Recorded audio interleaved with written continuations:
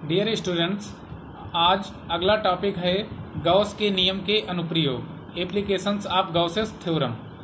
तो उसकी पहली हेडिंग है अनंत लंबाई के सीधे आवेशित तार के निकट वैद्युत क्षेत्र की तीव्रता।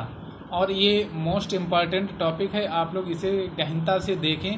और वीडियो स्टार्ट करने से पहले मैं आपसे एक रिक्वेस्ट करूँगा कि आप लोग इस वीडियो को अंत तक देखें, सब्सक्राइब करें तथा शेयर करना ना भूलें। चलिए देखते हैं। तो पहली हेडिंग है हमारी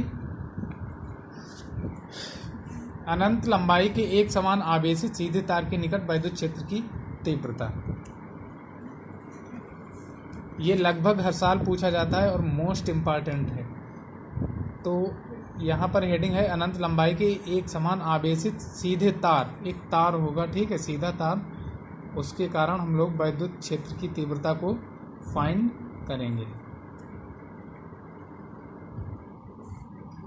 ये मैंने एक सिलेंडर बना दिया, बेलन, और इसके अंदर ये है एक तार।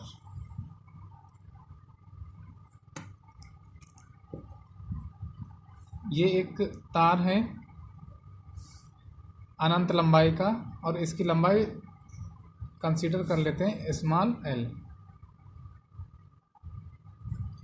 जब इस तार को प्लस क्यू आवेश दिया जाता है, जब इस तार को प्लस क्यू आवेश दिया जाता है तो ये आवेश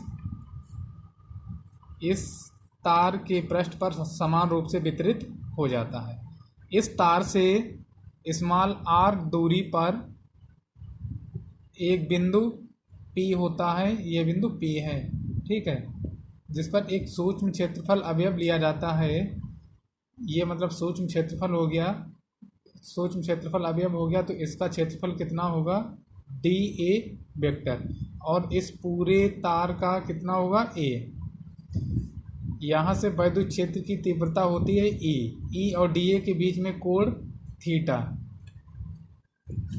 E और dA समांतर हैं, ठीक है, और यहाँ पर एंगल को शो कर दिया गया है, लेकिन ये समांतर एंगल है, तो समांतर एंगल हमेशा शून्य होता है।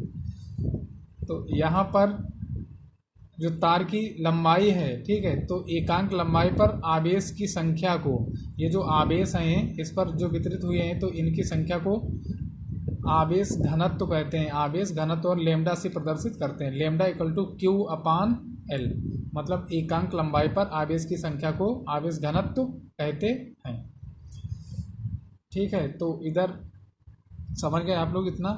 फिर से एक बार देखिए, लिखेंगे, माना अनंत लंबाई का एक सीधा तार है जिसकी लंबाई स्मॉल एल है।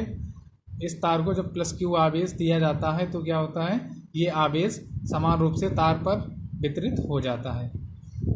फिर तार से स्मॉल आर दूरी पर क्या होता है, एक बिंदु P होता है जिस पर एक सूक्ष्म क्षेत्रफल अवयव लिया गया है, और इसका क्षेत्रफल कितना है, dA वेक्टर है।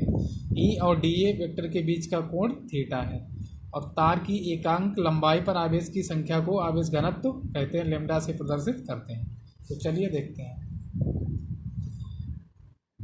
लिखेंगे यहाँ पर, माना कोई L लंबाई का एक तार है, इस तार को प्लस क्यू आवेश दिया जाता है।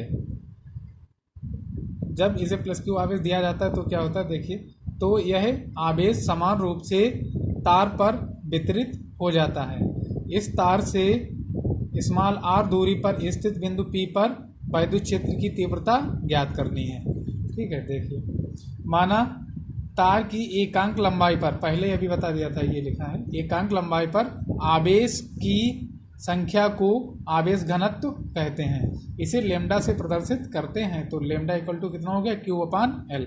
यहाँ से क्यू की वैल्यू निकाल ली, लेमडा एल, ठीक है। अब देखिए, तार से स्मॉल आर दूरी पर एक बिंदु P है, ये है, तार से स्मॉल आर दूरी पर एक बिंदु P है जिस पर सूक्ष्म क्षेत्रफल अवयव लिया गया है। ये जो डॉटेड लाइन है, ये डॉट है, बिंदु है, ये सूक्ष्म क्षेत्रफल अवयव है जिसका क्षेत्रफल dA वेक्टर है। E व dA वेक्टर के बीच बना कोण थीटा है। तब सूक्ष्म क्षेत्रफल अवयव से गुजरने वाला वैद्युत फ्लक्स, जो कि हमने हम लोगों ने गॉस की प्रमेय में फाइंड किया था, पहले सूक्ष्म के लिए फिर संपूर्ण के लिए। तो अब निकालेंगे सूक्ष्म क्षेत्रफल के लिए वैद्युत फ्लक्स कितना आएगा। देखिए, तो सूक्ष्म के लिए हो गया D phi E equal to E into D A, ये फार्मूला होता है, ठीक है। ई व डी ए के बीच बना कोण थीटा है, तो कितना आ गया D A cos theta. If theta equal to 0 then, theta 0 क्यों है, क्योंकि ई और डी ए एक दूसरे के समांतर हैं इसलिए। तो D A equal to E into D A, cos 0 का मान रखेंगे 0 ही होता है, 1 होता है सॉरी, तो इतना आ गया। अब निकालेंगे संपूर्ण पृष्ठ से गुजरने वाला वैद्युत फ्लक्स। तो संपूर्ण के लिए जब भी निकालते हैं तो इंटीग्रेट कर देते हैं इसे, ठीक है, इंटीग्रेशन लगा दिया इसी का, सूक्ष्म वाले का इंटीग्रेट कर देंगे इसे। तो डी फाई ई का फाई ई इंटीग्रेशन हो गया, ठीक है। और यहाँ से ई कांस्टेंट है तो बाहर निकाल लिया, और डी ए का करा इंटीग्रेशन तो आ गया ए, ठीक है। ए क्या है, एक बेलन का क्षेत्रफल है, ठीक है। तार या बेलन एक ही बात है, जो तार है वो बेलन है, ठीक है, और बेलन का क्षेत्रफल होता है 2 पाई आर एल। तो यहाँ पर ए की वैल्यू रख दी गई 2 pi R L. From Gauss's law, Gauss की प्रमेय से मतलब फाई ई इक्वल टू होता है क्यू अपान एप्सिलॉन 0। तो अब इन दोनों की कंपेयर करवा देंगे, इक्वेशन सेकेंड एंड थर्ड की। तो from equation first and second जब कंपेयर की तो यहाँ से क्यू की वैल्यू अब इक्वेशन फर्स्ट से यहाँ पुट कर देंगे, ठीक है। और हमें निकालना है वैद्युत क्षेत्र की तीव्रता, तो ई की वैल्यू निकालेंगे इस तरह से, E equal to lambda upon 2 pi epsilon 0 R आ गया, और ठीक है, अथवा यहाँ से 2 से मल्टीप्लाई और 2 से डिवाइड करेंगे तो आ जाएगा 2 lambda upon 4 pi epsilon 0 R. तो ये है हमारा अनंत लंबाई के सीधे तार के निकट वैद्युत क्षेत्र की तीव्रता का सूत्र।